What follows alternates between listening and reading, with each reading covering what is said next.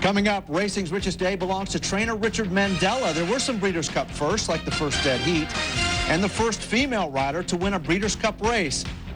Alex Solis made some history. We'll talk about all this and more next on Long John Silver's Wire to Wire. Long John Silver's Wire to Wire, presented by Citgo. Packed house at the Oak Tree meeting as they host the Breeders' Cup World Thoroughbred Championships. Hello, everyone. Jeff Metters along with Randy Moss, an exhausted Randy Moss, who was there from start to finish. It was a day of surprises, but for you, it was kind of like stepping back in time. It was really eerie. The last time the Breeders' Cup was at Santa Anita in '93. Southern California was ablaze. It was dangerously close to Santa Anita. And then the very next day, Saturday Breeders' Cup Day, California horses dominated, and Richard Mandella had a great day. Fast forward a decade, same scenario. Day started with a 40-1 shocker, the Nextel Distaff, and it really set the tone for the kind of afternoon that trainer Bobby Frankel was going to have. Frankel sent in 3-5 favorite Sightseek back there in the pink, toiling under Jerry Bailey. Meanwhile, an easy lead up front for 40-1 Adoration, trained by David Hoffmans. For Hoffmans, the days leading up to this race were similar to 1996 when he sent Alphabet Soup in to win the Breeders' Cup Classic. Something happened to Alphabet Soup the day before the Breeders' Cup. He got a strange look in his eye, and he stayed focused, you know, like for the 2 days. And this filly did the same thing yesterday, schooling her. She was down the paddock, and she got this look in her eye. And today, she wasn't nervous saddling or anything. She knew what was coming and was ready for it. Adoration comes off the turn, running on strongly, leading by 2.5 lengths. Ella Love is giving chase in second. Lady Tack sputtering down toward the inside. Got Coco, too much to do. Sightseek, not today. And they're coming down to the wire, and it's going to be a wire-to-wire tour de force by Adoration and Pat Valenzuela. Adoration in front the whole way, cruises to a 5-length victory. Sightseek, never a factor. P-Val provided the winning ride. The prices were giant, $83.40, $33.40, $25.80. In 7 races this year, Sightseek had never been worse than second, but that streak comes to an end right here. You know, as they were going down the backstretch, I thought I saw a funny look in Adoration's eye. I just figured it was because she made such an easy lead in slow fractions. She couldn't believe it. That was really the story of the race. Sightseek now 0 for 4 at Santa Anita. No excuses. The championship honors for filly and mare on the dirt are going to come down to Sightseek and Azeri. Sightseek won 4 grade ones. Azeri won 3. It comes down to those, and probably Sightseek is going to win it anyway, would be my guess. Now to the juvenile fillies, and maybe the most dominating performance of the day, coming by Half Bridled. Half Bridled was the 2-1 favorite, despite breaking from post position number 14. That post position and wide trip seemed to bother everybody else but the horse. Turning for home, she put her ears straight up and just went like this, and I just said it earlier, and it made some people chuckle, but she was kind of like, when are we going to start running? And I was like, by then, you can be as cool as you want, but that was when I said, okay, now would be nice. And Half Bridle comes off the turn in front. Victory USA, Jerry Bailey working on her. Half Bridle in front by neck. Victory USA fights on. A shadow right there, a threat on the outside third. Down to the final 100 yards. Half Bridle in front, and Half Bridle is pulling away. Victory USA, a shadow giving futile chase under the line. It's Half Bridle, a filly champion, winning by 3 lengths. This was the start of a huge day for trainer Richard Mandella. Julie Crone becomes the first female rider to win a Breeders' Cup race. She had been 0 for 14 in her career up to that point. The outside post was not a problem. Half Bridled now 4-0 and probably a cinch to win an Eclipse Award. If you read the footnotes on this race in the Daily Racing Form, you'll see a lot of talk about steadying on the first turn, bumped on the first turn. But as you see the run here into the first turn, don't be swayed by that. The traffic was overrated. The worst trip of all around the first turn, Half Bridled, and also Renaissance Lady out there in the middle of the racetrack. And yet Half Bridled, 4 to 5 wide around the first turn, 3 wide around the second turn, is much the best. Richard Mandella was saying earlier this year, before she ever ran, that Half Bridled had a chance to win the Breeders' Cup Juvenile Fillies. He was right. It's like somebody left a gift on my doorstep. She's never been a problem. She's responded to everything we've ever asked her to do. It's really been a very easy journey from training her as a 2-year-old early into this point. And I can only thank Mr. Wertheimer so much. NetJets Breeders' Cup Mile, 6 Perfections, the only filly in the field, and this is the only time that she looked bad once she hit the track. Jerry Bailey had trouble getting the French-based filly into the starting gate. Once he got her into the gate, he had to deal with a horrible post position, post 12. Luckily for Bailey, he was riding a Cadillac. But with a horse like 6 Perfections, it has a couple of dimensions. You know, you can work, it's a lot easier for a rider to work out a trip. I either ask her a little bit more and get over, or I take her back a little bit more and get over. It gives you some options. It's still not easy, but it does give you some options. Perfect soul on the outside. Special ring in tight, buried to the rail. Special ring had to stop completely. Here comes Touch of the Blues, and 6 Perfections comes bursting on through. And from out of the clouds, Irish Warrior in Century City. 6 Perfections takes the lead, coming down to the line. Touch of the Blues, Century City. 6 Perfections has done it. 14th Breeders' Cup win for Jerry Bailey, extending his record. Pascal Berry also conditioned last year's winner, Dome Driver. 6 Perfections, first or second in 7 races this year. Peace Rules the favorite, another disappointment for Bobby Frankel as he would fade and finish last. What a filly. And she's a 3-year-old filly, expected to stay in training next year, might try the mile and defend her championship next year at Lone Star. Not too many excuses in here. You watch the start, refused to bend there, rode slowly from post position number 4, Oasis Stream taken back in the run to the first turn. But Jerry Bailey from the outside just worked out a trip and was able to drop in despite the post position to lose very little ground around that first turn. Special Ring was actually urged early in the race and couldn't keep up. And there is 6 Perfections bursting through the field. All the heat, all the travel really was a disadvantage for 6 Perfections. But as Pascal Berry points out, it didn't matter. Today, to come here and to run with all horses, to have the sun, to have the track quite hard for French horse, and the traveling was 24 hours, and to be able to do that, she's fantastic. 3 races down, 5 to go as we set a blistering pace down the backside on Long John Silver's Wire to Wire.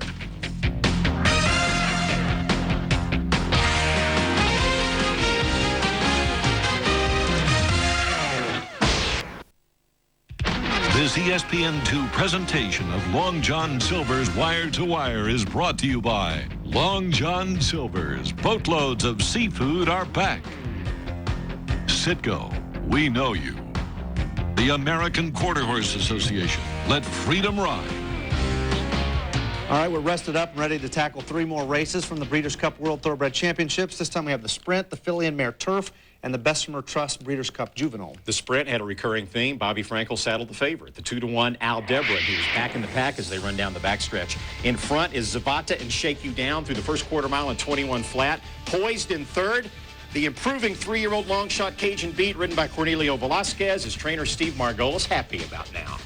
Yeah, he was well placed. Cornelio did a great job getting him in a good position, and he was fighting with Scott Lake's horse, Shake You Down. And when they turned for home, I could see that Cornelio had a lot of horse, and he opened up, and I was yelling, and he kept going. You know, he just, you know, the horse just, like I said, he's improved from race to race, and he's gotten stronger and better, and his confidence, and he's just a wonderful horse.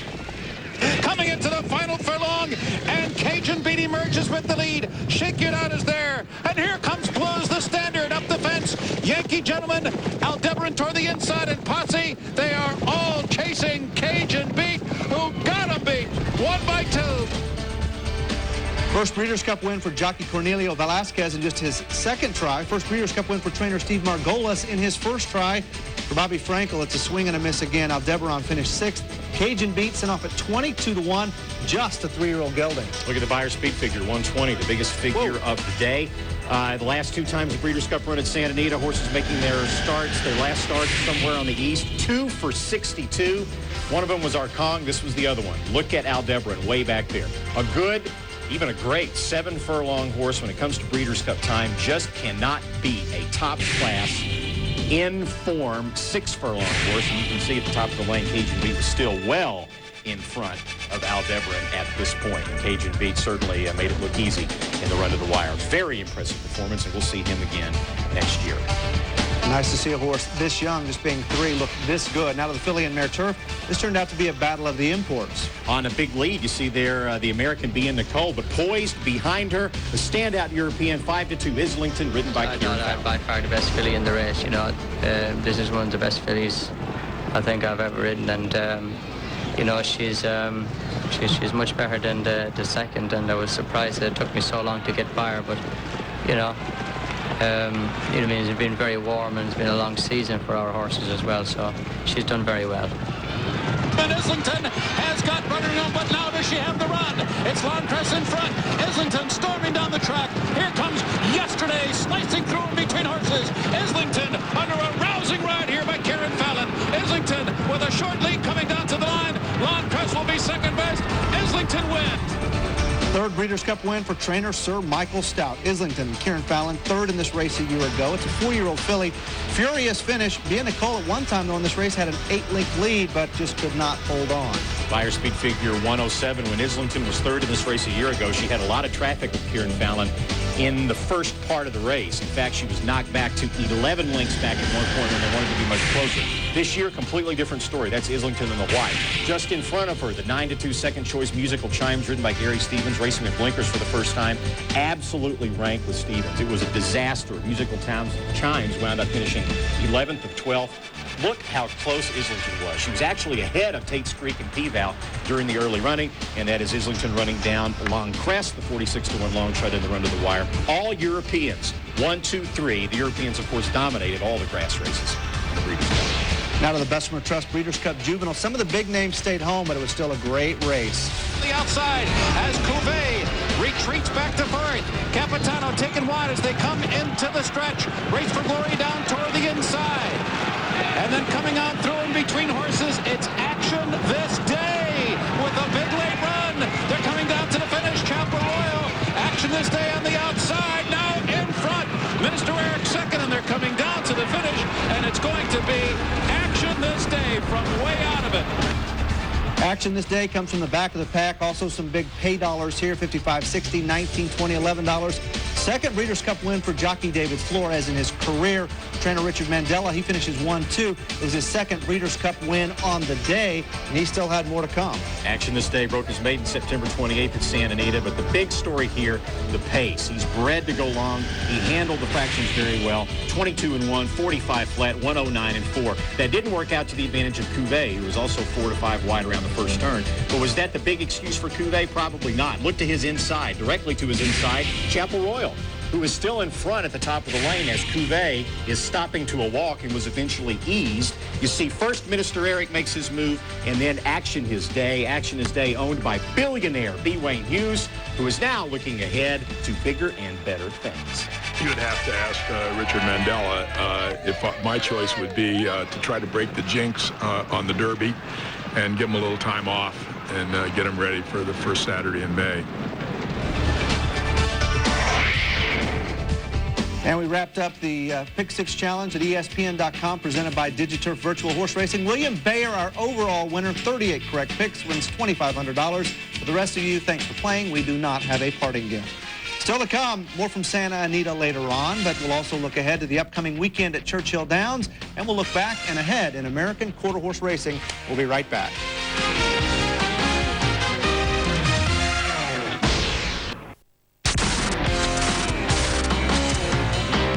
Back on Long John Silver's Wire to Wire, our Citgo leaderboard, the Ultra Pick 6 from the Breeders' Cup, an $8 winning ticket. You can see right there paying nearly $2.7 million. It seems easy now. Maybe it was for Graham Stone, the lone winner, a 44-year-old wholesale jeweler from South Dakota. I scrolled down and I saw Pick 6 and I saw $18,000. And I was a little disappointed. I thought, well, I knew some people would have it, but I didn't think that many people would have it. And then I saw that it said 5 out of 6 right.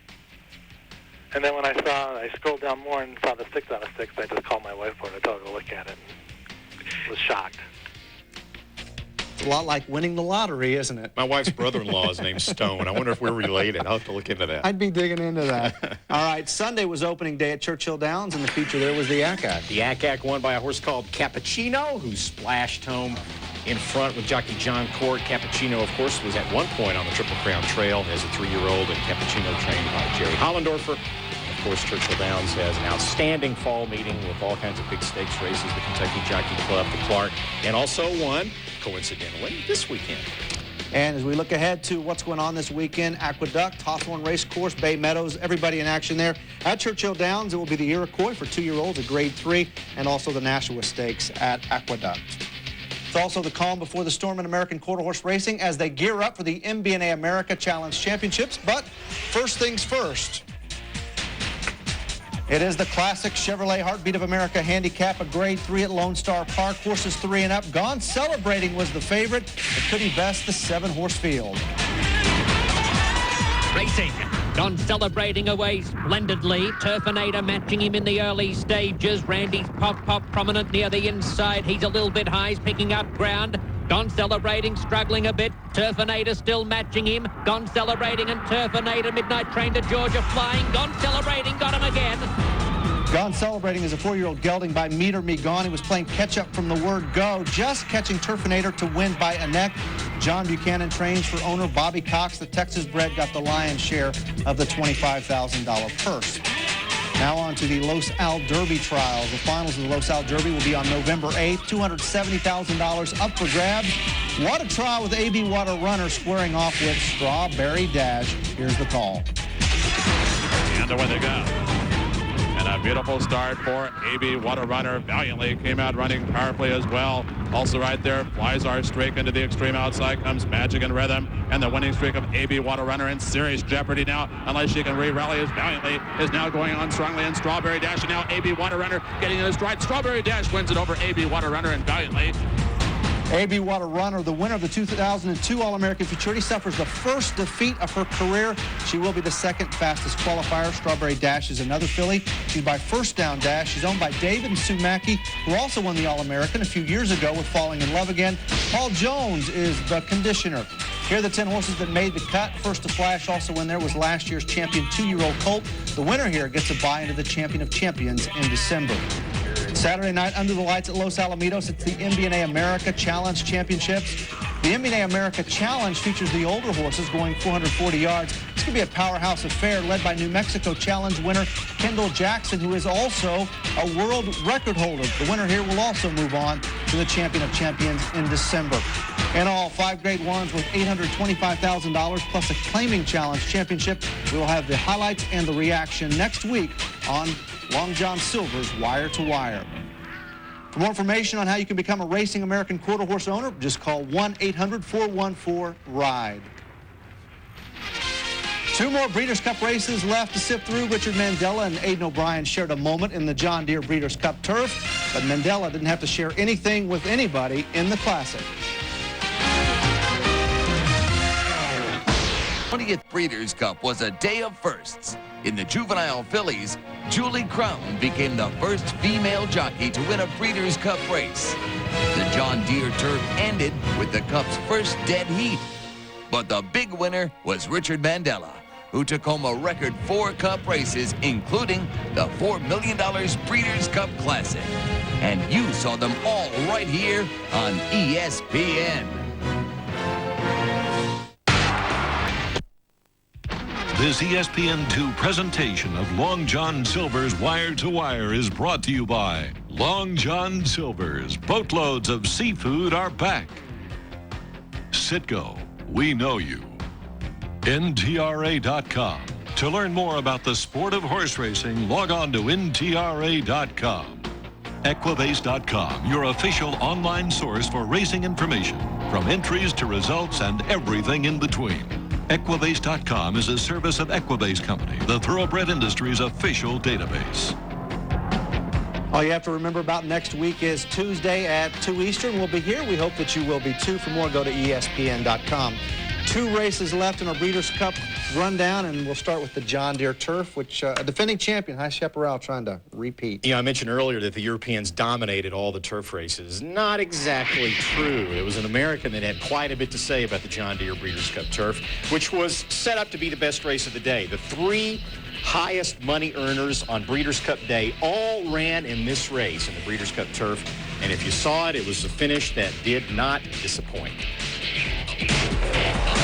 And there's 2 furlongs to go in the Breeders' Cup turf. And here comes Falbrov charging up the turn on the outside to color the Tin Man. And Falbrov's in front, but here comes High Chaparral. High Chaparral, the defending champ, to take it to Falbrov. These 2 arch rivals head-to-head with Joe Hart bearing down on them. It's going to be a 3-horse photo finish in the turf. Here's the wire. Photo finish. After 20 years and 144 races, it's the first dead heat in Breeders' Cup history. It took 11 minutes to sort things out. Third win of the day for trainer Richard Mandella. High Chaparral is the 6th horse in Breeders' Cup history to win 2 races. Storming Home was the favorite, a winner of 3 Grade 1s this year. He would finish 7th, but all in all, between Johar and High Chaparral, that was worth the price of admission. What an effort. And like most of the races on Breeders' Cup Day, it was pretty cleanly run with the exception of one little incident around the first turn. Supposedly, Suleimani and Storming Home clipped heels. It was hard to see. You see Suleimani come backing out of it, squeezed back. But Storming Home did come out of the race with a cut foot.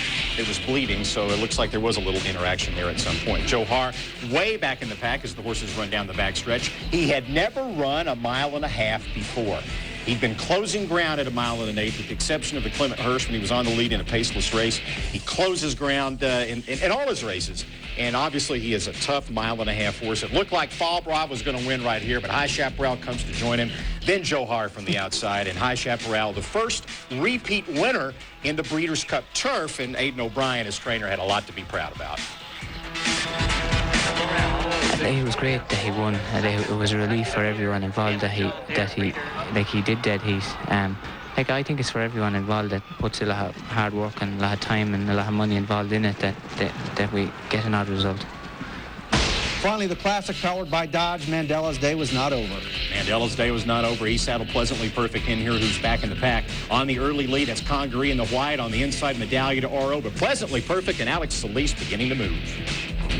When you really asked him down the stretch, I knew he was going to give me a big kick, just like he always does. And I switched my whip to my left hand down the 8-ball, and he just blew by those 2 horses. Pleasantly Perfect rolls up on the outside from 4th. Then it's Dynamo now running in 5th. Perfect Drift 6th toward the inside.